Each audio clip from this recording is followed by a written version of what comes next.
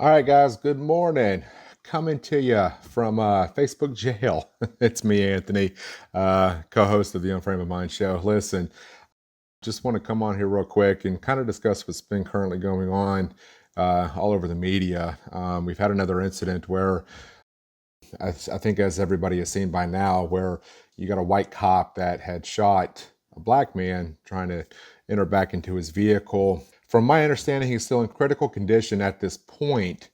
And, something that we've kind of elaborated on throughout the show is the fact that we really kind of wish that people would just have, kind of give this or any kind of situation like this some time to calm down just a little bit, to kind of let the facts and the story come out before we start jumping to, assumptions, as far as what took place. A 30-second clip doesn't really tell us a lot other than just the fact of the shooting that took place.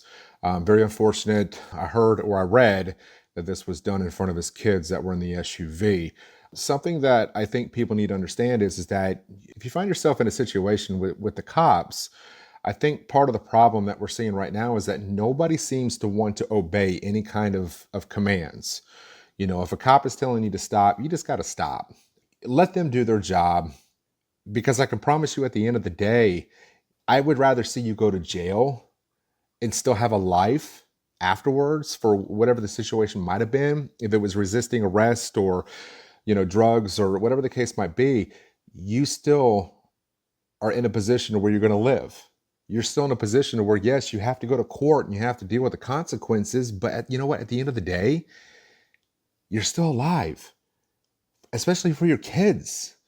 And that's something that I think is starting to kind of slip away from the general public, is that if you don't listen to cops and you go around into a vehicle and it appears like you're going to grab something, cops are probably going to shoot you. To think that they probably wouldn't, it's hard to think that anybody would ever imagine that they're just not going to shoot you. Now, according to the reports, at least from what I've read, they did use a taser on this gentleman, to no prevail. So, unfortunately, the gentleman was shot. And, I've seen it on social media. I can't respond to anything, but from what I have seen is that people aren't letting the facts come out first. And that is a huge problem that we constantly see with situations like this. And until we know the facts, I tell people, apply the 10-second rule. Okay. When you apply the 10-second rule, you give the situation, a chance to kind of digest. You give the situation the chance to kind of show the facts and the whole story of what really happened. Then we can assess it. Then we can determine whether or not this person was, whether the cop or the gentleman that was shot was in the right or the wrong. We can make those emotional stances and where our position is as far as what we've seen, but we don't. We see a 30-second clip, and automatically, with the way that the political climate is right now, we just jump the gun. We start looting. Burning buildings, cop cars, and protests. And I'm thinking to myself, do you have any idea what you're actually doing in this moment in time? Do you have all the evidence? Do you have all the facts? And people say, well, you don't need evidence, you don't need facts. It's pretty cut and clear that this guy was shot 7 times, in front of his kids in an SUV. Yeah, I get that, but it doesn't excuse the fact that, you don't disobey a lawful command. When a police officer tells you to stop, you comply. And I don't understand why this is so hard for people to get that through their skulls. It doesn't make any sense to me. But kind of going back to what I'm seeing on social media, it's very simple. People are so emotionally driven, and that's the problem with social media. I understand the frustrations. I understand people are tired of things. Well, a lot of Americans are tired of seeing properties damaged, caught on fire, looting. For what? I don't think people quite understand. You're doing more harm to your society by burning things, by looting things. I mean, it's going to cost more money and more time to rebuild and recover from something like this. And in some cases, some cities never recover. I wish people would stop and think before they do something. Okay. Now, I wish we lived in a society where everybody just kind of waited around to see what the evidence kind of prevails, and we kind of assess the situation and kind of go from there. But unfortunately, that's not the climate we currently live in. And because of that, it's kind of led us to where we are today. I'm kind of that guy that's going to tell you, hey, let's just wait for all the facts. But here's the thing though, is that the media has done such a wonderful job as painting this, that any time that it's a white man, white cop especially, and a black individual, they love to splatter that headline all over social media, all over it. Why?